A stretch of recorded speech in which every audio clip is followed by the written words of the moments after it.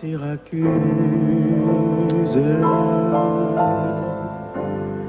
l'île de Pâques et Kérouan, et les grands oiseaux qui s'amusent. Cette interview aborde la polémique sur le fameux SMS de Nicolas envoyé à Cécilia juste une semaine avant son mariage avec Carla, révélé par le site du Nouvel Observateur. Si ce genre de site avait existé pendant la guerre, qu'en aurait-il été des dénonciations de juifs, s'interroge-t-elle. Cette comparaison avec la presse de la collaboration a provoqué la colère du directeur de la rédaction du Nouvel Observateur. Michel Labro se dit choqué par cette affirmation qu'il qualifie de pathétique et de parfaitement imbécile. Carla Bruni a fait ses excuses en fin de matinée sur le site de l'Express, sans tarder. Désormais, chaque année, à partir de la rentrée scolaire 2008, tous les enfants de CM2 se voient confier la mémoire d'un des 11 000 enfants français victimes de la Shoah. Rien n'est plus intime que le nom et le prénom d'une personne.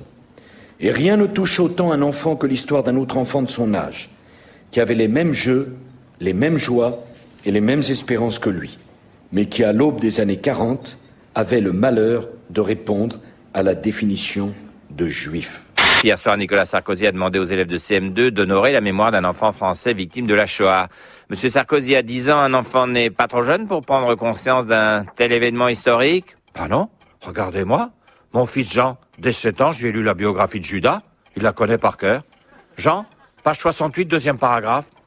Et là, Judas se lève et dit à Jésus: Jésus, je te soutiendrai à mort. Pour un enfant de CM2, imposer ça pourrait avoir un caractère angoissant, avec l'idée comme ça de porter finalement le fantôme d'un enfant disparu, et puis un risque aussi d'identification à l'enfant disparu, avec la crainte qu'il lui arrive la même chose, et il risque également d'avoir un sentiment de culpabilité, le sentiment finalement, lui, d'avoir survécu quand un enfant du même âge aurait disparu dans ces circonstances terribles. Il y a eu les sacs de riz pour la Somalie, il y a eu Guy Moquet, maintenant il y a les enfants malheureux victimes de la Shoah. Tout ça, c'est peut-être un peu beaucoup pour l'éducation nationale. Faisons confiance aux professeurs, laissons-les décider de ce qu'ils doivent enseigner. David Martinon, dans les rues de Neuilly, tente de donner le change. Il vient à peine d'apprendre la nouvelle, l'UMP lui retire son investiture pour la mairie de Neuilly.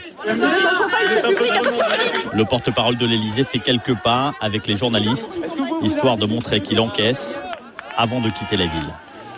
Le coup est d'autant plus dur que c'est son bras droit à Neuilly, Arnaud Tellet, et son ami Jean Sarkozy, le fils du président, qui l'ont lâché pour constituer leur propre liste. Avant de lâcher Martinon, le fils Sarkozy avait apporté tout son soutien au porte-parole de l'Élysée, et c'est là qu'on voit qu'il est fait pour la politique. David, moi, à titre personnel, je voulais vraiment te dire un grand merci, et puis te dire que pour cette raison, parce qu'il y a cette attitude d'ouverture et de confiance, nous, on te soutiendra à mort. Il y avait un mec dans le temps, m'a raconté, pour choisir le maire, il se mettait sous un arbre où il y avait des dindes. Et il donnait l'ordre d'ouvrir la bouche à tous les conseillers. Et le premier qui recevait une merde de dinde dans la bouche, il était maire. Ils ont eu le même problème au PS, ils ont eu la dinde. Je suis en finale de la Star Academy. Mais où je suis, quoi? Où je suis? Mais où je suis, putain? Raymond Lafeuille, il est chasseur de fantômes. Plus précisément, passeur d'âmes. Ce matin, dans le cimetière de son village, il a senti quelque chose. Ah, ça oppresse, ça oppresse.